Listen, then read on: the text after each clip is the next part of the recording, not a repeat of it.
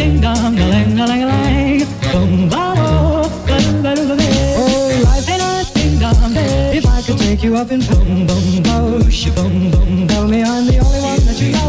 Life could be a dream, sweetheart. Ba-do, ba-do, ba-do. Life could be a dream. Ain't a ding dong. Plans would come true. Ain't a ding dong. Spend my whole life loving you. Life could be a dream, sweetheart.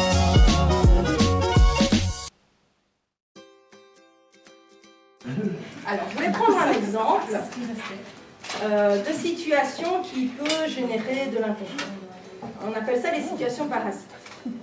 Ce sont des situations qui, en fait, a priori, ne semblent pas être très importantes, ne semblent pas créer un inconfort très grand, mais qui, en fait, cumulées les unes avec les autres, créent un sentiment de frustration, de l'énervement, de l'irritation, et finalement vous pompent de l'énergie. Alors, j'ai pris un exemple, vraiment un exemple banal pour l'illustrer, mais vous pourrez l'appliquer à votre vie quotidienne. Imaginons ce poids-là, c'est le même. C'est le modèle qui a servi, le top modèle qui a servi pour la photo. Et donc, imaginons, vous êtes bien organisé, vous avez à la maison un pot à bic pour prendre des notes. Je sais que de moins en moins de gens prennent des notes. Mais on a toujours bien un petit quelque chose à noter, une petite liste des courses, un petit pense-bête, ou signer le journal de classe d'un enfant, enfin bon, toujours bien un petit quelque chose à signer. Et donc, vous prenez un bic, vous commencez à vouloir écrire, et il ne fonctionne pas. Qu'est-ce que vous faites? La plupart des gens vont faire « Oh, il ne fonctionne pas !» Prends un autre, « Ah, il fonctionne, je fais ce que j'ai à faire, et quand j'ai fini, j'y pense plus, je passe à autre chose. » Donc la fois d'après, quand je vais revenir, qu'est-ce qui va se passer? Je vais reprendre le bic qui ne fonctionne pas, et donc je vais de nouveau être confrontée à ce petit énervement, qui en fait, isolé, n'est pas très grave, mais celui-là, plus les embouteillages, plus la réunion avec le collègue qui est toujours en retard, plus j'ai pas eu le temps de manger à midi parce que j'ai eu trop de travail, plus ça et ça et ça et ça, fait qu'on arrive à la fin de la journée, on n'est pas connecté à soi-même, on se sent pas bien, on est crevé, et il ne faut pas qu'à ce moment-là, quelqu'un vienne avec une contrariété supplémentaire.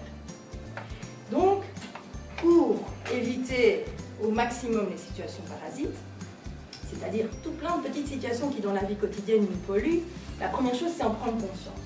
Chaque fois pour faire un changement dans sa vie, 50% du travail c'est prendre conscience. Tant qu'on n'a pas conscience du problème, on le subit, on le vit, mais on ne peut pas imaginer qu'on peut y changer quelque chose.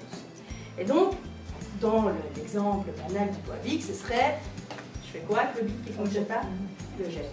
Alors, je vous rassure, avant d'amener le poids... Oui, c'est vrai qu'on a le mois prochain, une dame qui vient présenter le zéro déchet, et c'est vrai que ce serait bien de le réparer.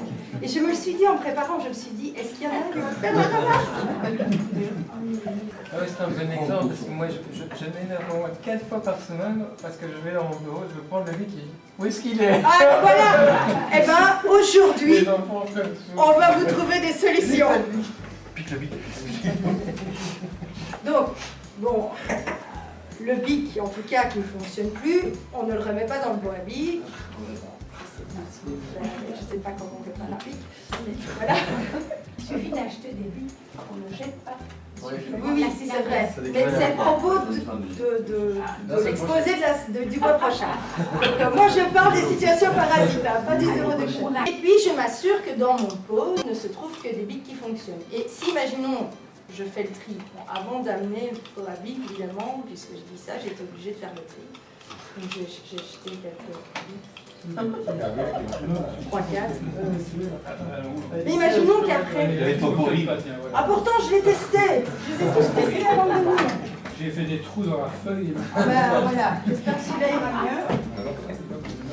Donc celui-là, je ne le remets pas dans le pot, hein, mais il marchait à la maison.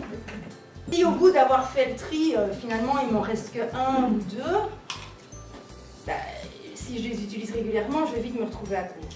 Qu'est-ce que je peux faire? J'achète des bics qu'on peut recharger, cette fois-ci, et je m'assure que mon pot est rempli suffisamment de pots de bics pour pouvoir les utiliser. C'est-à-dire que je procède en 2 étapes. Première étape, je règle le problème au moment même, c'est-à-dire je me débarrasse de billes qui ne fonctionnent pas. Et puis je passe en ce qu'on appelle arrosage automatique. C'est-à-dire que je règle la situation pour être tranquille à long terme. Presque même définitivement, parce que le temps que j'utilise tous ces bits-là, il va se passer quand même un certain temps. Donc l'objectif, c'est vraiment d'analyser les situations qui vous polluent au quotidien pour pouvoir agir dessus et agir en 2 temps, 3. Premier temps, au moment même, qu'est-ce que je peux faire? Deuxième temps, passer en arrosage automatique et trouver une solution qui fonctionne à long terme. Et donc, je vous invite à réfléchir au genre de situation que vous rencontrez. Imaginons que vous êtes coincé tous les jours dans le même embouteillage et vous vous énervez avec ça. Qu'est-ce que vous pouvez mettre en place pour changer la situation? Pardon? Pourquoi pas? Changer de mode de transport, faire du covoiturage, changer de boulot, changer de maison, demander à faire du télétravail. Enfin, il y a 1001 solutions possibles. À vous de faire marcher votre créativité en fonction de votre situation. Hey, la, ding, dong, a ling, a ling, a ling. Boom, ba,